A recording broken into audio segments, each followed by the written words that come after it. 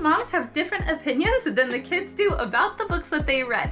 Today, my son, who just finished 4th grade and is going into 5th grade, is going to help share about the books that he read over the last year. Last year, we started off learning about places all over the world, and I thought it would be really good if he had a brief overview of the history of the world too.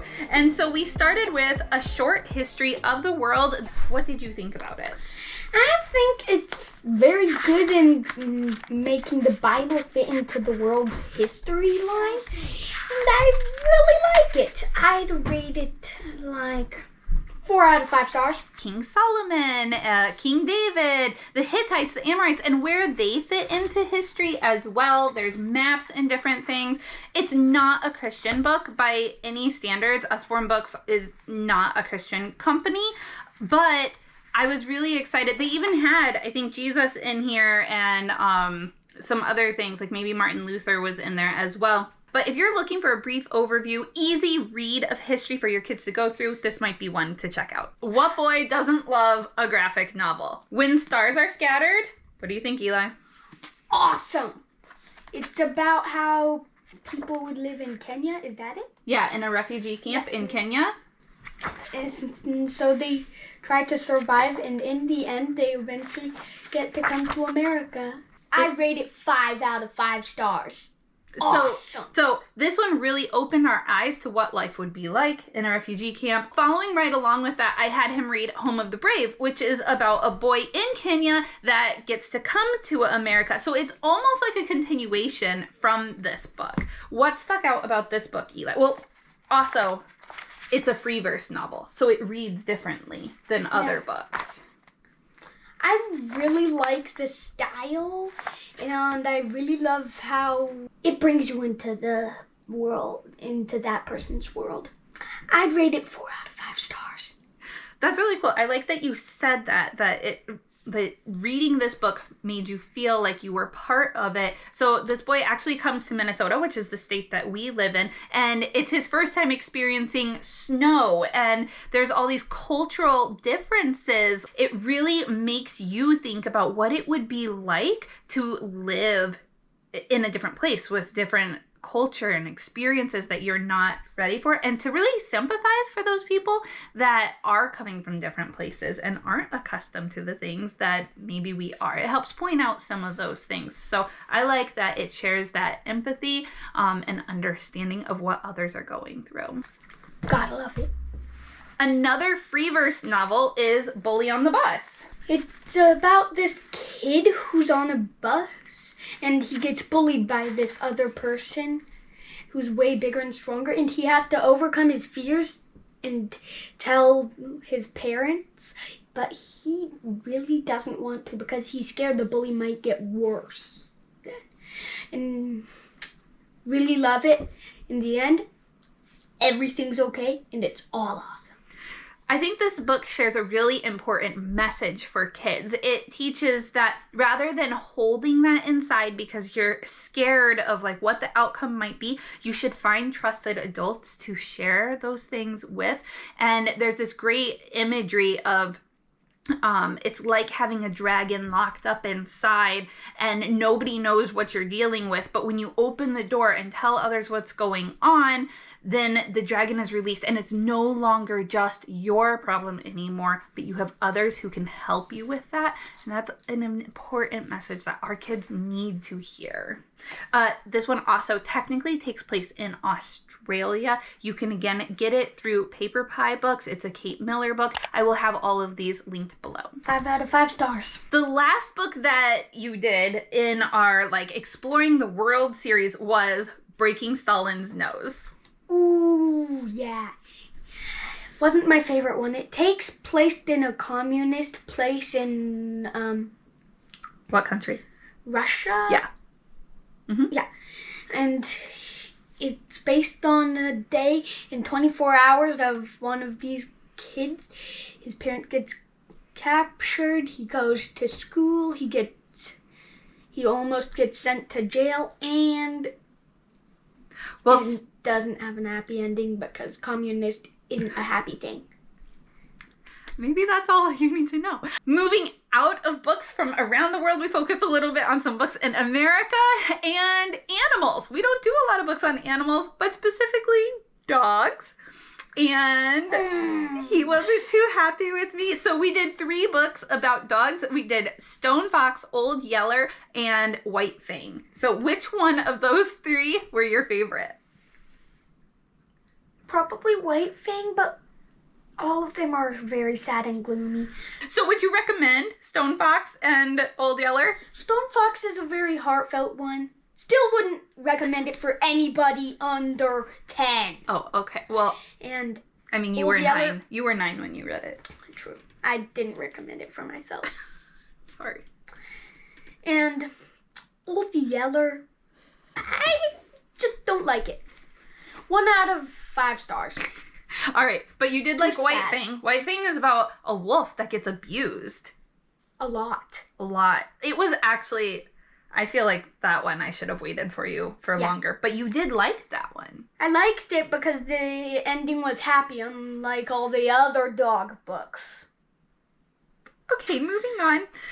So then, we don't have them all here because these are books that we get from our library, but we did some Hazardous Tales books, some science comics, and history comics. And they're all graphic novels, so you would think that my son would love them. I'm sorry to say, they skim over the edge. It's hard to follow along with them, and they would have been better if they could, help us to know when stuff is happening and how and where. Instead of, interesting. This person said this and then that person said that. Okay, so you want more of a timeline. You want more details too. I think that's something a lot of graphic novels struggle with, is just trying to get you fast information, but not always being able to give enough information. Mm-hmm. You know what? I just remembered another one that you read that we didn't have written down. You read the spy book about Ooh, yeah, that one. It's about Dietrich Bonhoeffer, and that he's a Christian pastor trying to lead people to God, and he realizes that what Germany is doing is wrong, and he ends up becoming a spy that gives information and passes things along. And I thought it was going to be way over your head. You really enjoyed it. I think parts of it still were over your head. True. And so we'll go through it again at some point. This would be an upper grade book, but you did enjoy that one as opposed to kind of this style. I loved it so much. So where the science comics and the Hazardous Tales, also I think some of the problems that my son has with those is that he's always on guard. He knows that these don't come from a Christian standpoint, and so he always has to be on guard. So moving into some of the more Christian books that we did this year. Without excuse, love it. Every day, so for example, whatever today is, I don't have my watch on, so I don't know. It's June 1st. Oh, it's June 1st. So you'd try to find June 1st in this, and then you get a devotional for that. It goes through all 164 days. 65. Oh, 65. 365 days. Ouch. Sorry. Okay, so on one day you might be reading about anatomy, and the next day, this one says truth on it, history. They're mostly science, but so this history is going to take place with some kind of science worked in there too. Flood geology, there's another history, biology, and so it's 1 page a day, and it really points out how, without excuse, this couldn't have just happened. There has to be a designer behind it. I've learned a lot through this. He reads it, and then he shares with me after he's read it, what that topic was about. Sometimes they're a little high, because I think this is more of a middle school level, and so sometimes they're really hard to understand, but other times he gets it, and he's yeah, obviously God is real. Yeah, they explain it super well. They explain how evolution couldn't have been a thing, and it's just awesome. Yeah. I want to read it every year because You're just you going can to just keep start it cycling over and over and over, and you probably won't remember it the whole time. Yeah. So next year you'll have something new. Yeah, I think that's true. So this is really similar to Louis Giglio's Indescribable books too. This is great science, and honestly, I think that there's a lot in here that this could just cover his science. This teaches him so much every day just in his little devotional, and so I really appreciate it. for that. Gotta love it. 5 out of 5 stars. Gonna read it again next year probably. I love it. So I love introducing my kids to different genres. We've done a lot of like historical fiction, real life, God books, science, history. So what about fiction? I love fiction.